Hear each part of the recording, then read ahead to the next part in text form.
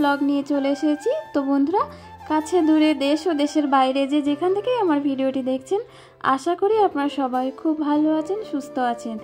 তো বন্ধুরা, আমি আপনাদের কাছে ক্ষমা চেয়ে নিচ্ছি। আমি দেখুন ডাইরেক্ট ভিডিও করেও আমাকে ভয়েস দিতে হচ্ছে, আর প্রত্যেকটা ভিডিওতে আমার এই সমস্যা হচ্ছে। তার কারণ তোজো আর তান এত চিৎকার চেঁচামেচি করছে, যার জন্য কমেন্ট অফ হয়ে যায়।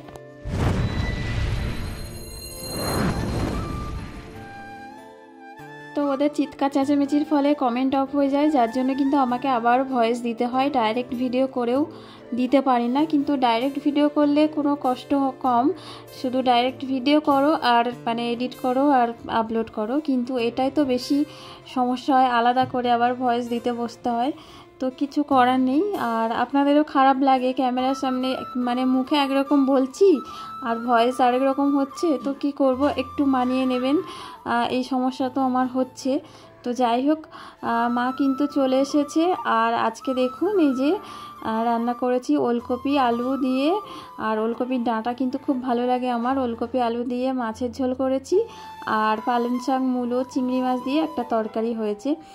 আর এর আগের ব্লগে বলেছিলাম যে মা আসছে, তো মা কিন্তু চলে এসছে। আর মা কিন্তু চলে গেছে ব্লাড টেস্ট করাতে। তো বাবু আর মা সেই ভোরবেলা কিন্তু বেরিয়ে গেছে, এখনও কিন্তু ফেরেনি।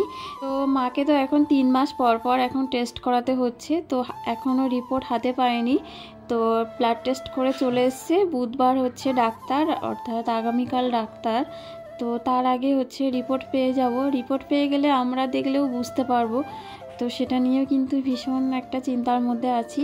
তো তার কারণ হচ্ছে 3 মাস পর পর মায়ের কিডনির যে পরীক্ষা সেটা করা হয়, আর মায়ের প্রোটিন লিক হচ্ছে, সেই পরীক্ষাটাও কিন্তু করা হচ্ছে। আর সুগার তো আছে। আর এই যে দেখুন, শখ করে একটা ব্যাগ কিনেছিলাম, তো আমি কিন্তু এই কালারটা দিইনি, কিন্তু এই কালারটা এসছে। তবে ব্যাগটা আমার ভীষণ পছন্দ হয়েছে। তবে স্লিং ব্যাগ আমার ভালো লাগে না। তো এরকম ছোট্ট হ্যান্ড ব্যাগগুলো ভালো লাগে। তবে স্লিং আর হ্যান্ড দু রকম আছে। তো স্লিংটা আমি রাখবো না, ওটা আমি মানে স্লিংয়ের যে অপশানটা ওটা আমি রাখবো না, ওই ভেবেই কিন্তু নিয়েছিলাম। আর এটা দেখুন যে হ্যান্ড মানে হাতে রাখার যে এটা বেশি লং না, বেশি লং হলে ভালো লাগে না, ঝুলে থাকে। বেশ ছোটোর মধ্যে আমার ভালো লেগেছিল এটা, বেশ হাতে নিয়ে কোথাও যাওয়া যাবে। ফোন একটু চিরুনি, একটু ফোন, একটু ছোট্ট জলের বোতল, এটার মধ্যে কিন্তু হয়ে যাবে। তো সেই জন্য নিয়েছিলাম। তবে এই কালারটা কিন্তু আমি দিইনি, আর এই কালারটা আমার একটুও কিন্তু পছন্দ হয়নি। তো আমি যখন এই পার্সেলটা আনবক্সিং করছিলাম, তখন আমার কাকিমা আমার পাশে ছিল। তো তারপরে আমি তো জানি না কাকিমার এই কালারটা পছন্দ হয়েছে, তো আমি লিখে দিয়েছি যে এক্সচেঞ্জ। তো তারপরে হচ্ছে কাকিমা বললো তুমি এটা নেবে না, আমি বললাম না, আমি এটা ফেরত দিয়ে দেবো। তখন কাকিমা বললো ঠিক আছে, এটা আমি নিয়ে নেব। তো তারপরে কিন্তু এটা কাকিমা নিয়ে নিয়েছে। আর এর ভিতরে দেখুন কত কি দিয়ে একদম পুরো ব্যাগটাকে পুরো একদম ভর্তি করে পাঠিয়েছে। তো সেগুলো সব বার করলাম। আর তবে ব্যাগটা কিন্তু সুন্দর, ব্যাগটা পছন্দ হয়েছে। আর ব্যাগটা কত টাকা দাম নিয়েছে সেটাও বলে দিচ্ছি। ব্যাগটা দাম নিয়েছে 277 টাকা দাম নিয়েছে। আর এই যে মিশো থেকেই নিয়েছিলাম। তো এই ব্যাগটার আমার সব থেকে বেশি ভালো লেগেছে এই যে হাতটা ঝুলানোর যে মানে ঝুলটা বেশি নেই, এটাই আমার সব থেকে বেশি ভালো লেগেছে। তার কারণ অনেকটা ঝুলে থাকলে আমার একদম বিরক্তি লাগে, ভালো লাগে না, সেই জন্য। আর এমনি সব দিক থেকে ঠিক আছে সিম্পলের মধ্যে, কিন্তু ওই যে দেখুন কালারটা যেন কেমন, এটা কি কালার আমি বুঝতে পারছি না। তবে আমি যখন অর্ডার করেছিলাম তখন কিন্তু নিচে লেখাই ছিল যে মেরুন কালার। তো দেখুন তো এটা সত্যি কি মেরুন কালার, আমি না বুঝতে পারছি না। তবে আমি কিন্তু এই কালারটা দেখে কিন্তু দিইনি। তো আমি যে কালারটা দেখে ব্যাগটা পছন্দ করেছিলাম, চলুন আপনাদের সেই কালারটা দেখাই। তো আমি কিন্তু এই কালারটা দেখেই পছন্দ করেছিলাম, আর ক্যাটলগে কিন্তু এই কালারটাই ছিল। তো এটা দেখে নিয়েছি, আর ওই কালারটা আসলো। তবে ওই কালারটা কাকিমার ভালো লেগেছে। তো ব্যাগটা কিন্তু আর আমি ফেরত দিইনি, কাকিমা কিন্তু ব্যাগটা নিয়ে নিয়েছে। আর আমি কিন্তু সাথে সাথে আবারও অর্ডার করে দিয়েছি যাতে এই কালারটা আসে। তো এখন ভগবান ভরসা, জানি না ওই কালারটা আসবে কি না, তবে আমি কিন্তু অর্ডার করে দিয়েছি।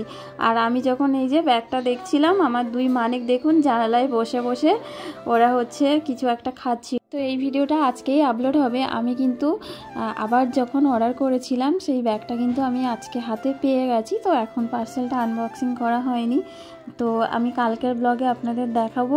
আমি নিজেও এখনও দেখিনি যে আমার পছন্দের কালারটা আমি পেয়েছি কিনা। তো সেটা নিয়েও একটা কেমন হচ্ছে যে প্রথমবার তো ওরকম কালার আসলো, পরের বার ঠিকঠাক কালার মানে দিয়েছে কিনা।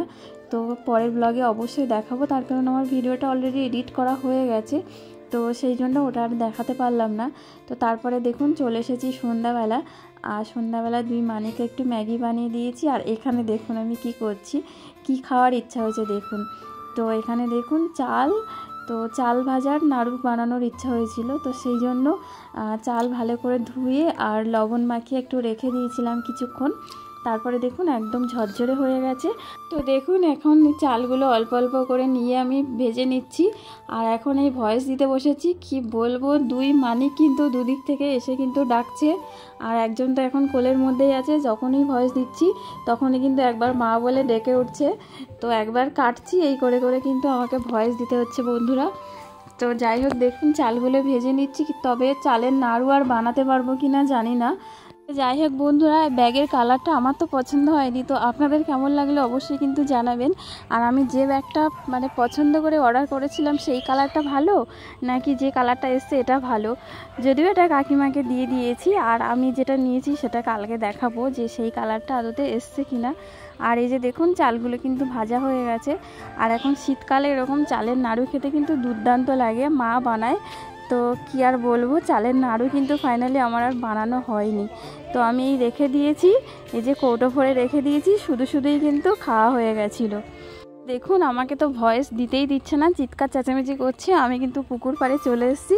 তো বন্ধুরা ভালো থাকুন, আজকের ভিডিওটা এই পর্যন্ত।